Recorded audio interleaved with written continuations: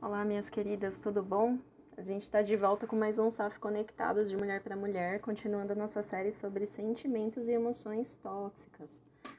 Hoje a gente vai falar sobre duas coisas.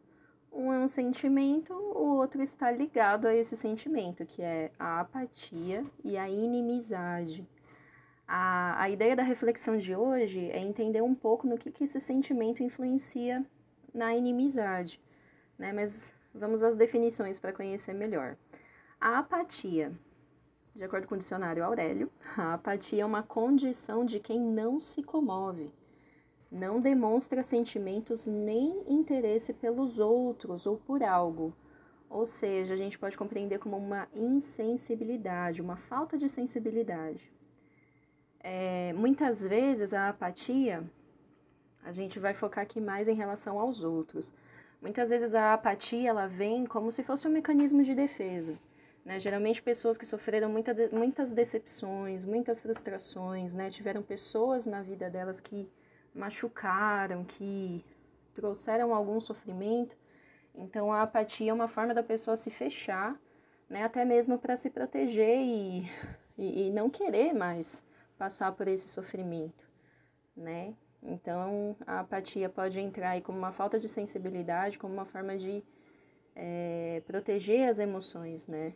Se isolando um pouco mais das outras pessoas, que faz com que a gente passe para o nosso próximo ponto, a inimizade, né? Apesar da inimizade ser um substantivo, a definição dela está totalmente ligada a alguns sentimentos, né? Inimizade é falta de amizade, ausência de amizade, e ela tá ligada, né, na sua definição, sentimentos de ódio, de raiva, né, de malquerência, de mal querer, de querer mal alguém, né, pesado. Então vamos lá, exemplos bíblicos de apatia e inimizade. Como a gente está falando aqui em relação aos outros, a Bíblia fala em muitos trechos a respeito da falta de sensibilidade um com os outros, né?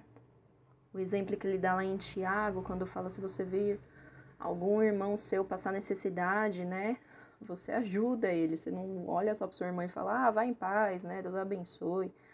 Também fala do exemplo dos fariseus que colocavam fardos muito pesados, né? Em Mateus 24 a gente vê Jesus falando sobre os fariseus que colocam fardos pesados demais em cima dos outros, inclusive coisas que eles não fazem, né, em relação à hipocrisia.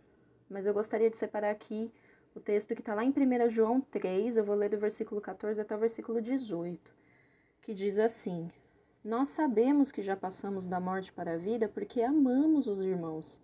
Aquele que não ama permanece na morte. Todo aquele que odeia seu irmão é assassino. Ora, vós sabeis que todo assassino não tem vida eterna permanente em si. Nisto conhecemos o amor, que Cristo deu a sua vida por nós. Sendo assim, devemos nós dar a nossa vida pelos irmãos. Ora, aquele que possuir recursos deste mundo e vir a seu irmão padecer necessidade e fechar-lhe o coração, ficar indiferente, fechar-lhe o seu coração, como pode permanecer nele o amor de Deus? Filhinhos, não amemos de palavras nem de língua, mas de fato e de verdade. Né? Aqui fala sobre o amor ao próximo como uma das principais marcas do cristão. No capítulo 4, no versículo 7, fala: Amados, amemo-nos uns aos outros, porque o amor procede de Deus e todo aquele que ama é nascido de Deus e conhece a Deus. Né? Quem não ama não conhece a Deus, porque Deus é amor. É o versículo seguinte. A falta de sensibilidade torna a gente cego, né? Cego em relação uns aos outros, né? As pessoas que precisam da gente. Em uma pregação do pastor Canelhas, eu lembro muito, eu era bem jovenzinha, ele falou: pessoas precisam de pessoas. Em Provérbios 17 tem um versículo muito bonito, né? Que fala: em todo tempo amo o amigo e na angústia se faz o irmão. Aquela pessoa que está do nosso lado no momento de dificuldade, ela é mais do que um amigo, ela se torna um irmão. Provérbios 18, versículo 24, fala que quem tem muitos amigos sai perdendo, mas há um amigo mais chegado do que um irmão.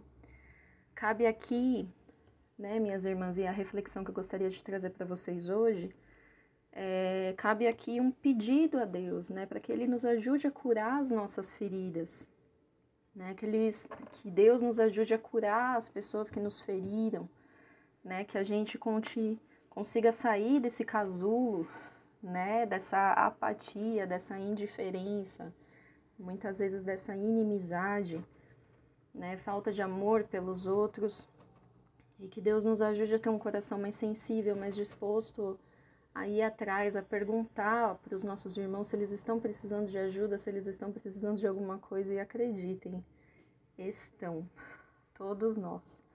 Que Deus nos ajude a identificar esse sentimento dentro da gente e que Ele nos transforme, que Ele nos ajude a mudar também.